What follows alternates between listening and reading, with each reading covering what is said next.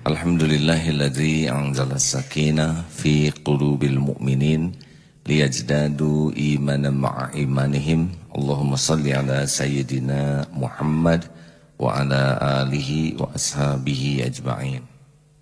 Mana yang lebih penting? Menerima nasihat? Mana yang penting? Menerima nasihat atau memberi nasihat? Dua-duanya penting. Mana yang lebih penting? Kemampuan, keterampilan menerima nasihat atau keterampilan memberi nasihat? Enggak, yang lebih penting adalah keterampilan menerima. Karena bagaimana bisa memberi nasihat kalau dia tidak suka menerima nasihat? Ada 5 kunci di dalam bagaimana kita bisa memperbaiki diri. Jadi kalau lihat kualitas seseorang harus diawali dengan bagaimana kemampuannya menerima nasihat. Karena kalau kita tidak punya, kita tidak bisa memberi. Satu teknik untuk bisa menasihati diri yang baik diawali dengan kemampuan tafakuri diri. Jadi kita harus punya waktu untuk jujur melihat diri ini. Tafakuri, saya ini benar tidak? Boleh juga pakai kertas dan ditulis 100 kebaikanku dan 100 keburukanku. Tulis, tidak usah dilihat siapa-siapa, tidak usah dipamerkan ke siapa-siapa, tulis saja sendiri. Periksa saja dari mulai atas sampai bawah.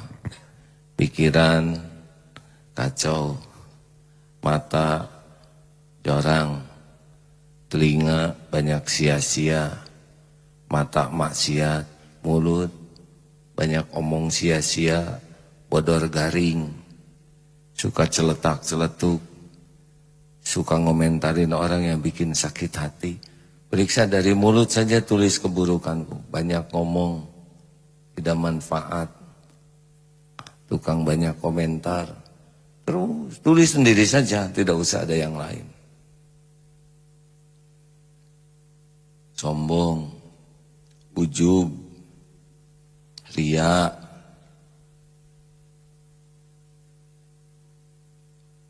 dengki, tulis sendiri saja.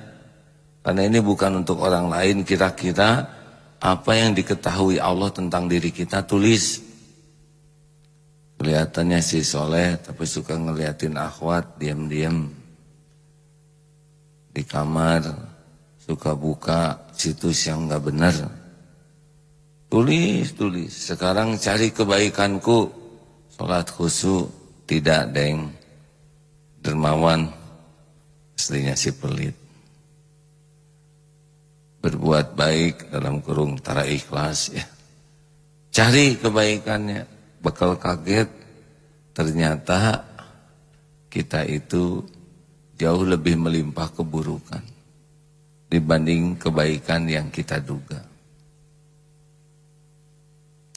Sekarang dengar omongan orang, wah kamu soleh, jujur soleh enggak? Soleh, namanya kan Soleh Miftahuddin ya. Kalau kita berani saja menulis dengan jujur siapa diri kita, tulis saja sendiri. Itu sudah awal yang sangat baik. Karena orang itu masalah utamanya adalah tidak berani jujur melihat dirinya sendiri. Tidak akan pernah bisa memperbaiki diri orang yang tidak jujur melihat kekurangan diri. Bagaimana kita bisa memperbaiki diri kalau kita pun tidak jujur melihat siapa diri ini? Sayangnya kita lebih sibuk dengan bungkus. Saya sarjana, saya S2, saya berpengalaman, saya berjasa, saya sekolah di luar negeri, saya adalah yang inisiator saya yang mengawali, terus saya, tapi topengnya yang baik-baik saja. Kalau kita sudah terlalu sibuk dengan topeng, nah, sudahlah, gak mempan dinasehatin. Kalau orang sudah tidak suka mengetahui kekurangan dirinya, maka dia akan sulit memperbaiki diri. Dan ini awal yang buruk. Kalau orang bikin kesalahan, itu normal. Maaf bukan normal. Setiap orang juga punya kesalahan. Tapi keberanian jujur mengakui kesalahan itu beda lagi babnya. Tidak ada orang yang tidak melakukan kesalahan. Yang membedakan itu adalah dia ngaku tidak sudah berbuat salah, jujur tidak.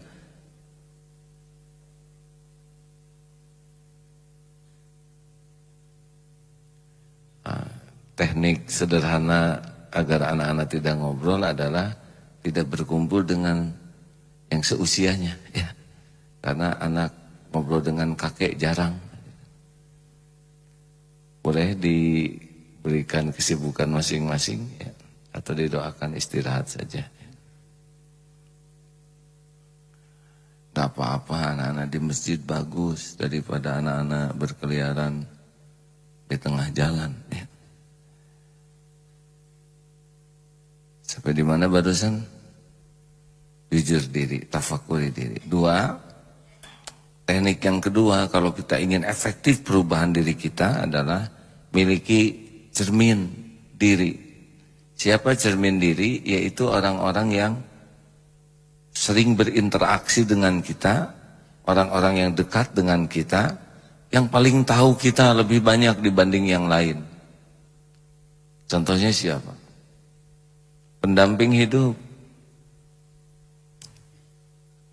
Kalau di rumah yang ada khodimat yang bantu-bantu, nah itu lebih tahu tuh dibanding tamu yang cuman setahun sekali datang. Aduh, ibu meni solehah, kata pembantu. Begitu. Ini jauh.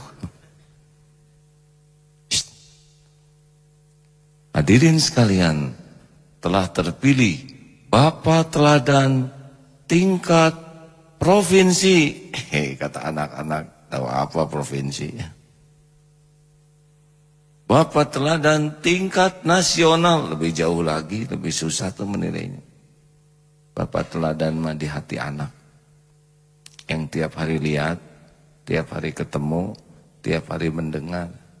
Makin jauh yang menilai.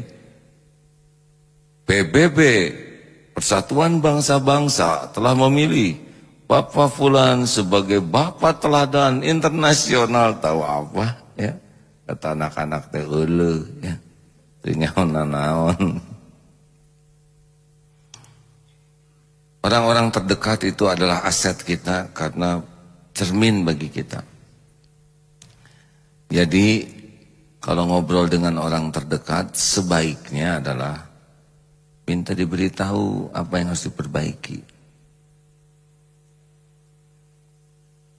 Ayo, apa nih yang perlu saya perbaiki dalam seminggu ini? Kalau dibeberkan semua, stres kita, ya. Bertahap saja. 1, ketiak. Tolong dibenahi. Karena ketiaknya menyimpan ramuan-ramuan yang membuat kelenger. Bicara. Makin kita bisa mengetahui apa yang harus kita perbaiki, makin beruntung. Mana yang lebih berharga? Pujian atau kritikan? Nah ini ciri-ciri nggak yakin, ya. Kalau yakin begini nih, apakah saudara mau masukkan di dalam neraka jahanam? Nah itu yakin jawabannya. Mana yang lebih berharga? Pujian atau kritikan? Kepaksa itu manusia. Koreksi lebih berharga. Nih buktinya, ya. Punten sekali, ya. Saudara ada upil di hidung. Terus ketemu orang, ih hidung teh meni mancung. Wajah bercahaya. Engkau mah keren banget, padahal di sini ngejeblag hadirin. Terus ada orang yang ngomong, ayo mana teh naon geuleuh. Eta irung nongtot misal. Mana yang lebih berharga? Saya tidak menganjurkan mengoreksi orang seperti itu. Tapi kalau ada orang yang memberitahu kekurangan kita, itu jauh lebih bermanfaat daripada memuji yang membuat kita tidak tahu siapa diri kita. Pengalaman seseorang yang sedang ceramah sekarang ini, ya, yang pakai sorban. Zaman dipuji-puji dulu udah repot sekali.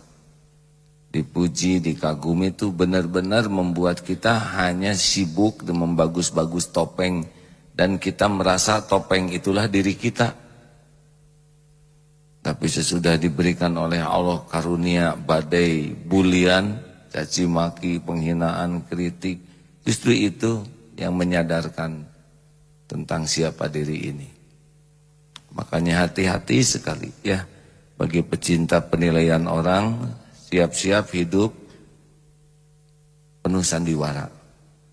Orang yang sibuk dengan ingin dianggap baik, ingin dikagumi, ingin dipuji, ini kehidupannya adalah kehidupan topeng, kehidupan bungkus, kehidupan artifisial. Manfaatkan tuh anak, mak, ada nasihat buat bapak, wah pak, hampir semua kelakuan bapak tuh perlu diperbaiki. Mana sih yang mau diberi jajan? Nah ini zolim bapaknya, hadirin. Hadirin, kita harus sangat siap ya, koreksi itu ada yang cocok dengan keinginan, caranya, ada yang tidak cocok. Gak ada bahayanya koreksi sepedas apapun. Yang bahaya tuh kita lebih sibuk membentengi diri, sibuk mencari 1001 alasan, sibuk memberikan jawaban, bahkan ngebales mengoreksi orang. Ada tuh yang begitu. Pak, perbaiki dong bacaannya. Gini-gini juga udah lumayan dibanding teman-teman saya yang gak bisa baca. Kamu mah baru tahu dikit, banyak omong gitu. Nah ini bahaya terbesar bagi orang yang tidak bisa berubah itu adalah ciri khasnya kalau dapat koreksi itu langsung bikin benteng, kemudian memberi alasan dan menyerang. Apa perlunya? Ya. Misalkan yang tadi Upil tadi, Pak maaf itu hidungnya kotor, enak aja nyebit kotor, lihat wajah segini bercahayanya, kamu jangan sembarang, pikiranmu kotor, mulutmu kotor, kan yang penting mah nyolek, hadirin, bukan banyak alasan. Kamu tidak mengerti ya, mengapa dia ada di sini, dia kenang-kenang. Halo. Satu ya, maaf, tadi apa? Jujur diri atau tafakuri diri. Dua, miliki cermin pribadi, anak, teman, pembantu, supir, atau orang-orang dekat saja yang tahu kita dari bangun sampai tidur lagi.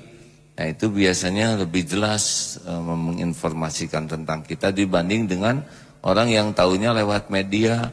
Apalagi yang tahunya lewat medsos, tahu apa, dia cuma lihat yang baik-baik aja. Tiga, berguru kepada yang ahli. Jadi kita tuh perlu punya rujukan yang bisa membantu kita menilai diri kita lebih objektif, yang ahli-ahli. Punten Pak ya, bahaya saya nih Pak, saya kumpul dengan santri di sini. Santri rada-rada kurang berani itu mengoreksi saya Pak. Karena udah keburu dianggap kiai, keburu dianggap guru. Kalau saya menikmati posisi saya sekarang, ini ancaman bagi hidup saya. Saya harus terus berguru kepada orang-orang yang lebih peka hatinya. Sehingga bisa memberi rapot, oh terlalu banyak bicara yang tidak manfaat.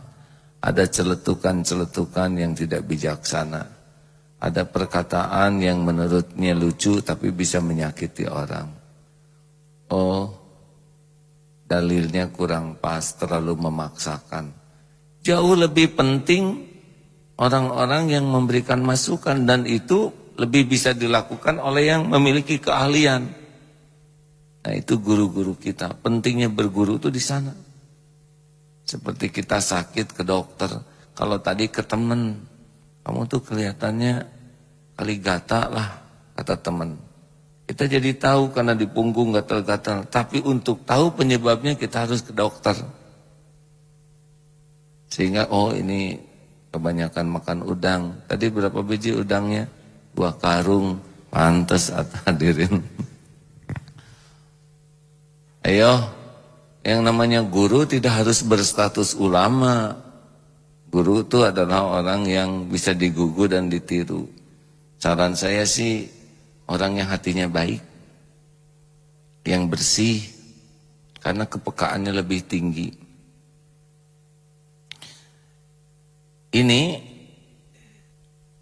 bagi orang-orang yang hatinya sudah peka itu bisa ikut ngebaca. Yang bicara ini apa niatnya, maaf, apa penyakitnya, maksudnya begitu. Ya, ada ujub, ria, takabur tuh kerasa oleh yang lebih peka.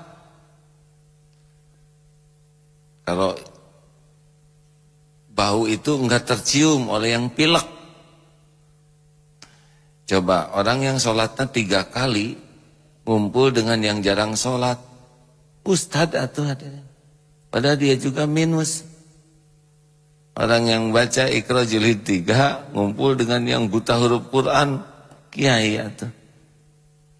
Makanya bergaulah dengan orang-orang yang punya level jauh lebih tinggi, kepekaan hatinya, akhlaknya, sehingga kita kalau ketemu beliau bisa mengetahui standar kita baru sampai di mana. Masukan beliau juga sangat membantu mengkatrol. Makanya hati-hati kalau kita gaul dengan punten ya, yang ibadahnya kurang, yang akhlaknya kurang, kita bisa kekunci oleh merasa udah baik.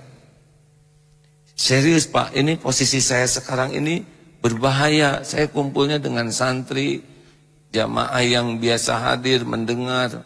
Kalau ini saya nikmati terus, pasti pelan perubahan diri saya. Saya sangat memerlukan orang-orang yang bisa lebih peka. Siapa? Mungkin dari jamaah yang bisa memberikan, mendeteksi. Kalau kata guru saya sih, yang bisa alarmnya bunyi. Kalau alarm saya bunyi dan saya tidak nurut, nah orang itu alarmnya bunyi dan berani mengatakan.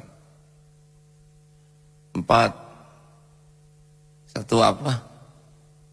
Yang tadi 2, sudah itu 3, yang barusan. Ya bagus. Sederhana ngantek ke hati. 1, tafakuri diri. 2, cermin pribadi. 3, berguru kepada yang ahli. 4, manfaatkan orang yang benci. Jadi orang yang membenci kita tuh aset, karena mereka punya kegigihan, kesungguhan di dalam mencari, memikirkan kita. Kita sudah tidur, mereka masih bangun. Hanya kita yang ada di hatinya. Kita kerek, dia ngehuleng hadirin. Hanya kita yang dipikirkan. Kita nggak punya waktu nyari kekurangan diri, dia sampai ngumpulin tim atau mencari kekurangan kita. Apalagi katanya kalau sudah masuk pilkadal begitu ya, menjadi kandidat kan itu ada musuh spontan. Baru saja deklarasi udah langsung itu ada lawannya.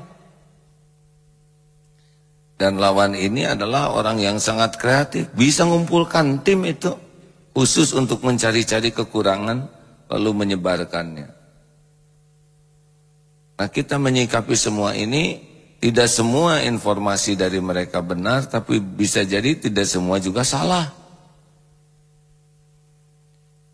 Harusnya kita bijak betul kepada orang yang benci kepada kita. Yang paling harus kita pahami adalah orang yang benci ke kita itu tidak bahaya. Yang bahaya itu adalah keburukan kita. Kita tidak terancam oleh keburukan orang lain ke kita. Hakikatnya begitu. Kita terancam syariatnya justru oleh keburukan kita sendiri. Yang tidak kita akui, tidak kita tobati, tidak kita perbaiki. Ini masalah pribadi yang benar-benar masalah personal kita yang membahayakan hidup kita. Nah, kita lebih sibuk mikirin orang yang sebel ke kita. Lebih sibuk berargumentasi dan lebih sibuk ngebalas. Harusnya lebih sibuk memperbaiki diri, tobat, dan idfa billati hiya ahsan, tolak keburukan dengan cara yang lebih baik. Ada nggak orang yang sebel ke kita? Gini ya, dia menghina saya, Nabi Muhammad aja yang mulia, sempurna, dihina. Masa yang hina betulan gak ada yang menghina? Tapi orang itu sebel ke saya, Rasul saja yang akhlaknya rahmatan lil alamin ada yang sebel. Bagaimana mungkin kita yang nyebelin asli? Ada yang sebel. Daripada kita sakit hati, lebih baik kita bertobat dan memperbaiki diri. Sepakat? Nomor berapa sekarang? Nomor 5, manfaat. 1, tafakuri diri. 2, cermin pribadi. 3, berguru kepada yang ahli. 4, manfaatkan orang yang benci. Saya lagi nyari ujungnya, jadi tenang-tenang mikir. Yang kelima, ulangi yang nomor 1 ganti ya, jujur diri maksudnya. Nah, jujur diri, cermin pribadi, berguru kepada yang ahli, manfaatkan yang benci, dan yang kelima, tafakuri apa yang terjadi. Gitu, ngerti? Maksud saya begini, kita harus banyak tafakur dengan apapun yang terjadi di sekitar kita ini. Ini kan kita bertemu dengan sebanyak ini aset kita nih Pak. Bertemu dengan tiap orang yang di sini itu adalah aset kita. Dan kita ketemu dengan orang yang, aduh, kenapa saya ketemu dengan Bapak itu tuh kok nyaman. Itu pelajaran, oh ternyata Bapak ini mah gak banyak komentar, ramah, wajahnya senyum. Itu ilmu buat kita. Kenapa ketemu si eta mah enak ya? Karena dia kalau duduk ngedudukin kita. Kalau dia menggeliat, wajah kita yang kesikut. Dia juga tara mandi. Pelajaran dan ngomongnya tuh nggak enak. Tiap tanya tuh yang nggak enak aja. Ada teh hidung perkedel, atuh nggak enak. Kamu dengerin dong, punya telinga jangan kayak jamur. Itu teh rambut atau rakbol. Ada yang tiap celetukannya tuh nggak bener, nggak enak, pengen jauh dari dia. Ini pelajaran bagi saya. Ini sebanyak ini nih di sekitar kita, nggak usah menilai siapa dia, tapi ilmu aja dari dia. Ini tiap orang tuh betul-betul jadi aset bagi kita. Tiap orang yang berinteraksi. Dan kita juga bisa belajar dari hewan, kucing sayang ke anak, ya. Bagaimana induk ayam itu juga kita lihat, oh seperti ini. Termasuk film-film di TV yang saya itu favoritnya, maaf ya, lihat yang nggak pada pakai baju Pak, ya dunia binatang begitu. Itu ternyata banyak sekali pelajaran. Bagaimana saling melindungi, saling menjaga, padahal mereka tidak sekolah, mereka hanya menggunakan insting saja. Juga belajar dari kejadian-kejadian, telah ditangkap si fulan dalam keadaan setengah mabuk di sebuah hotel bersama yang bukan muhrim. Oh, kalau Allah ngebuka gitu ya, nggak ada yang bisa menghalangi. Telah tertangkap basah seseorang yang masuk ke dalam kolam mencuri ikan. Ada juga tertangkap kering, dia ngambil jemuran. Emang ceramah begini hadirin harus membuat saudara yang tidur bangun yang tertangkap kering. Tidak ada tertangkap kering. Atau seorang koruptor protes karena saya dianggap tertangkap basah. Padahal saya tidak basah sama sekali. Hadirin, para komentator di TV, kejadian-kejadian nasional, internasional, itu adalah bahan tafakur bagi kita. tafakuri apa yang terjadi, termasuk Pak Ahok, tafakuri ya, apa hikmahnya, apa yang bisa saya pelajari, apa yang tidak boleh saya lakukan, apa yang harus saya lakukan. Jadi sayanglah kalau aset segitu banyak tidak membuat kita bisa mengenal diri kita dan tidak sungguh-sungguh kita memperbaiki diri. Demikianlah hadirin sekalian, ilmu mengulang tentang teknik-teknik bagaimana kita bisa mengetahui diri kita dan teknik memperbaiki diri. Satu apa? Jujur diri. Dua, cermin pribadi. Tiga, berguru kepada yang ahli atau datang yang ahli. Yang keempat, manfaatkan orang yang benci. Dan yang kelima, tafakuri apapun yang terjadi. Begitulah. Di model-model aja dikit ya. Yang penting ujungnya I. Ngerti? Jadi Kitty ini itu namanya iksa diri ya. Biiklih. Baiklah. Ada yang perlu kita diskusikan atau cukup aja nih? Saya harus ngecek di. Ada pertanyaan lewat radio, silakan. Baik, kami undang sahabat MK di pagi hari ini. Bagi Anda yang bergabung bersilaturahim di 081122411027 dan juga di line telepon kami di 02220170076 di 02220170076. Baik, untuk saat ini belum ada yang bergabung di line telepon. Ya, AA menyimak Facebook ya, sehingga saudara-saudara boleh juga mengomentari lewat Facebook. Saya bersyukur sekarang ada teknologi seperti ini ya, jadi di seluruh dunia bisa melihat tayangan ini live. Itu ada gimana? Kelihatan Pak? Ya Allah memudahkan, bayangkan dulu mau harus beli TV tabung. Coba kalau setiap orang mau nonton TV bawa TV tabung kemana-mana, kan repot, dibuntel pakai sarung, nanti dikejar security. Sekarang dengan begini bisa mendapatkan manfaat. Oh gimana nih, katanya harus beli kuota, tergantung dipakai apa. Kalau kita disiplin beli kuota untuk belajar, untuk nambah yakin kepada Allah, nambah amal, insya Allah nanti digenti itu rezekinya oleh Allah. Tapi kalau hanya untuk yang enggak ada manfaat, apalagi yang maksiat, bisa kecemplung tuh HP-nya. Beruntunglah yang HP-nya kecemplung.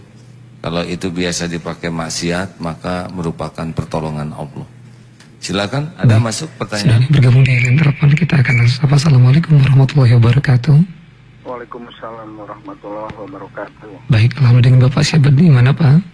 Pandang di Ciroyom. Pandang di Ciroyom, silakan Pak. Assalamualaikum Pak. Waalaikumsalam warahmatullahi wabarakatuh. Silakan langsung Pak. Gini Armin, saya sebagai aktivitas malam, jadi biasa saya jualan dulu kan jualan di pasar Ciroyom itu. Sekarang jadi beralih jadi malam gitu kan. Jadi yang kebiasaan-kebiasaan yang malam dulu sebelum jualan itu gimana ya? Saya kadang-kadang hati nggak bisa gitu mesti jualan aktivitas malam. Kenapa jualan malam Pak? Soalnya kan dulu siang itu internet kontrak ya, sama yang punya kontraknya nggak diperpanjang sama ke orang lain kan. Saya orang punya jongkok yang aktivitas malam, jadi kepepet langsung aja masuk ke sini. Ternyata tantangannya gede gitu. Iya. Ya gimana cara menyikapinya gitu. Iya. Ya, seperti diketahui kan aktivitas itu ramainya pasar kan menjelang subuh. Orang kan suka mengejar keutamaan qobla subuh gitu. Jadi kan baik. Minta solusinya gitu gimana? Baik. Ya, Assalamualaikum warahmatullahi wabarakatuh. Waalaikumsalam warahmatullahi wabarakatuh. Jadi begini Pak, memang paling saran saja ya, karena untuk jadi solusi pasti harus bisa membaca masalahnya lebih lengkap. Memang bagusnya aktivitas muamalah itu siang dan malam itu adalah aktivitas ibadah. Tetapi ada kalanya sebagian di antara kita memang dapat tugas malam. Kalau sangat memungkinkan diputar lagi dengan minta ke Allah, ingat ya harus minta ke Allah dulu. Jangan dulu ikhtiar lahiriah sebelum ikhtiar minta tolong ke Allah. Karena yang ngebulak-balik setiap urusan itu Allah Subhanahu wa taala. Wa iyam saskallahu bidurrin fala kashifalahu illahu. Dan sekiranya Allah memberikan kemudaratan kepadamu, tidak ada yang bisa menghilangkan kemudaratan itu selain Allah. Dia Allah. Wa yuridka bi khairin fala radha li fadli. Dan jika Allah memberikan kebaikan padamu, tidak ada yang bisa menolaknya. Surat Yunus 107. Ini supaya lebih indah bacaannya ya. Silakan dibacakan dulu nih teman-teman. A'udzu billahi minasy syaithanir rajim. Wa yamsaska Allahu bidurrin fala kashifa lahu illa hu. وَإِنْ يُرِدْكَ بِخَيْرٍ فَلَا رَادَّ لِفَضْلِهِ يُصِيبُ بِهِ مَنْ يَشَاءُ مِنْ عِبَادِهِ وَهُوَ الْغَفُورُ الرَّحِيمُ. Dan jika Allah menimpakan suatu bencana kepadamu, maka tidak ada yang dapat menghilangkannya kecuali Dia. Dan jika Allah menghendaki kebaikan bagi kamu, maka tidak ada yang dapat menolak karunia-Nya. Dia memberikan kebaikan kepada siapa saja yang Dia kehendaki di antara hamba-hambanya. Dia Maha Pengampun, Maha Penyayang. Itu begitu. Dan selain kita ikhtiar bahwa yakin Allah yang bisa merubah semua ini secara syariat, kita sempurnakan. Mungkin silaturahim dengan yang orang-orang yang pokoknya silaturahim aja Pak. Pokoknya kalau ingin dapat rezeki dalam aneka bentuk, kata kunci yang harus kita pegang adalah silaturahim. Ini yang suka kadang-kadang rada malas kita ini, terutama sesudah ada HP. HP itu memakan waktu lebih banyak, bahkan serumah aja duduk di meja makan saja silaturahimnya kurang terjaga karena masing-masing sedang silaturahim. Dengan HP sampai bercahaya kan wajah ibu itu ya, walaupun ditutup selimut karena di balik selimutnya HP.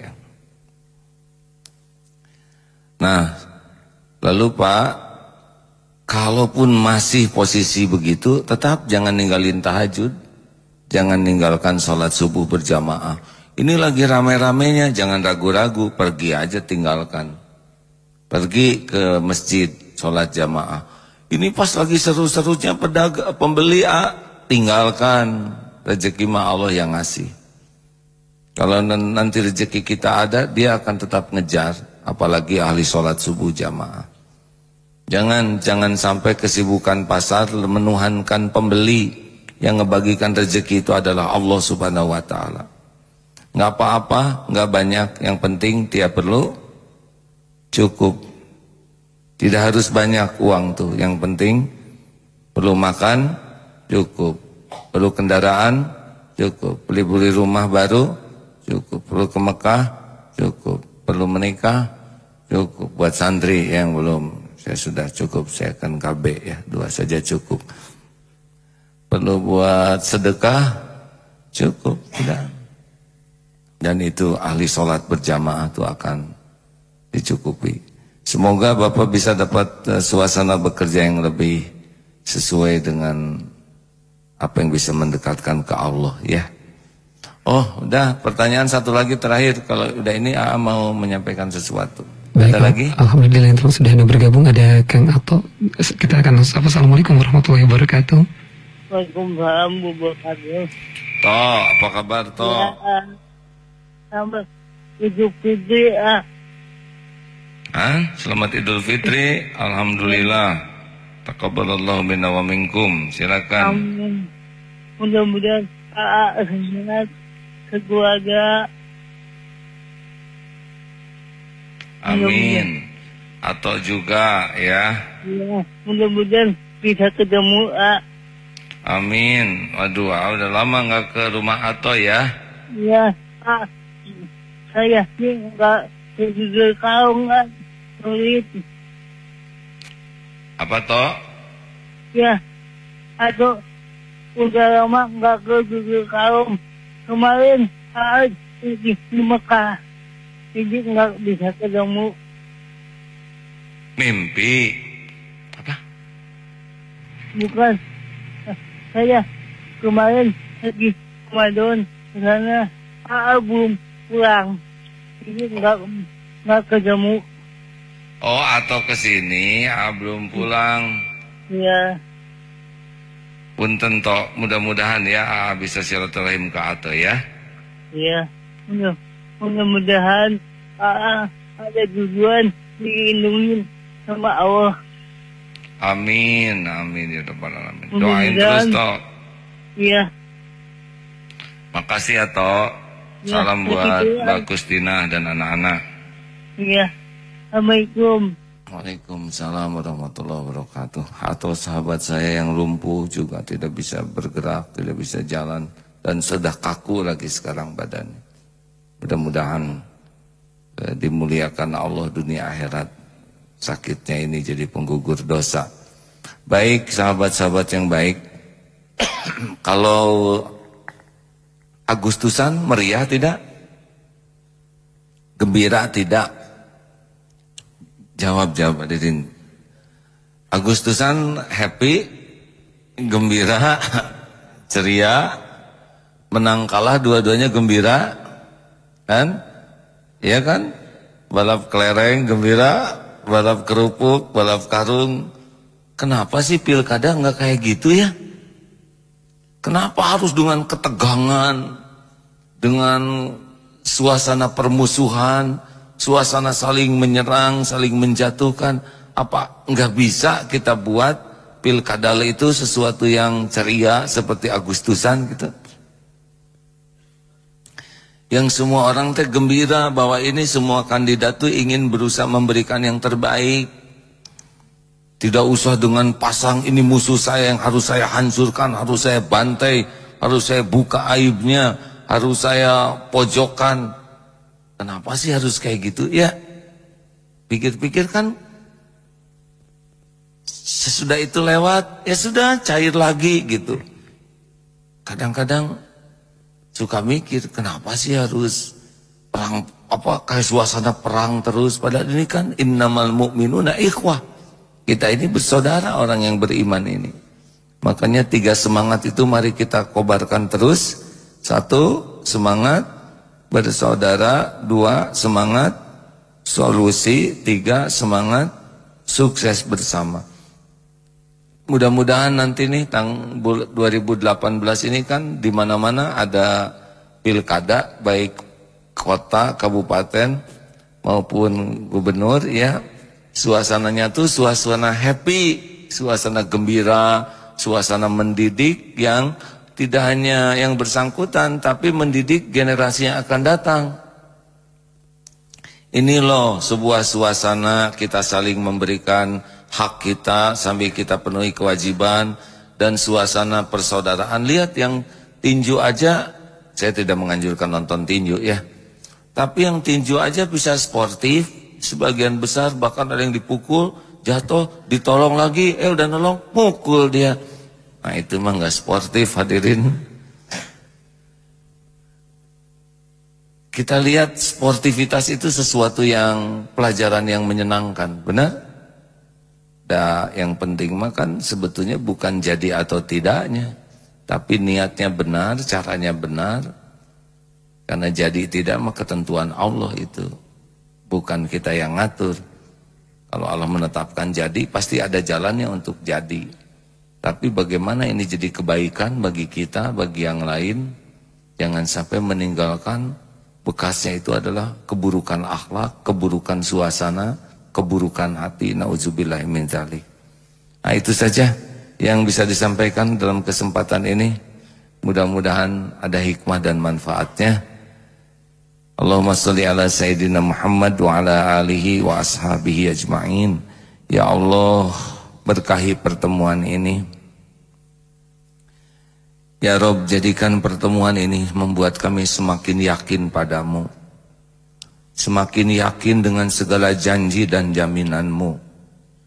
Jadikan hari-hari yang tersisa dari umur ini bisa menebus semua dosa yang pernah kami perbuat.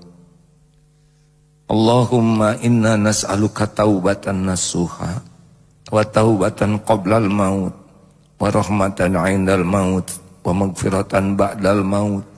Allahumma hawin 'alaina fi sakaratil maut. Allahumma inna nas'aluka husnal khatimah wa na'udzubika min su'il khatimah. Ya Allah, jadikan siapapun yang menyimak kami semua menjadi hamba-hamba yang Engkau kuatkan imannya, Engkau mudahkan dalam beramal soleh, Engkau karuniakan qalbun salim, berikan kesembuhan bagi lahir batin yang sakit ya Allah, berikan kelapangan bagi yang sedang dihimpit masalah, kesusahan ya Fattah, lepaskan dari lilitan hutang piutang ya Razak, cukupi hanya dengan rezeki yang halal, yang barokah ya Ghani. Ya Allah, berikan kesanggupan kami menjauhi maksiat, berikan kekuatan kami menjauhi dosa, dan berikan kemampuan kami beramar ma'ruf nahi mungkar.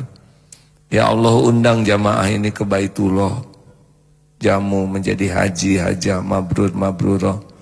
Yang belum punya jodoh, Engkau maha tahu, berikan jodoh terbaik yang mendekatkan padamu. Pernikahan penuh berkah, keturunan yang soleh, solehah, rumah tangga hafiz, hafizah. Lindungi kami dari bala, lindungi dari fitnah, lindungi dari musibah. Allahumma ighfir lil mu'minina wal mu'minat wal muslimina wal muslimat al ahya'i minhum wal amwat.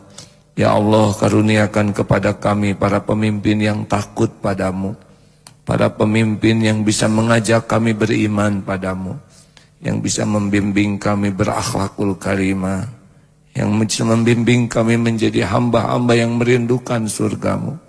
Rabbana atina fid dunya hasanah wa fil akhirati hasanah wa qina adzabannar. Subhana rabbika rabbil izzati amma yasifun. Wassalamun alal mursalin walhamdulillah. Terima kasih kepada para pendengar, para pemirsa. Doa akhir majlis. Subhanakallahumma wa bihamdika asyhadu alla ilaha illa anta astaghfiruka wa atubu ilaik. Assalamualaikum warahmatullahi wabarakatuh. Waalaikumsalam warahmatullahi wabarakatuh.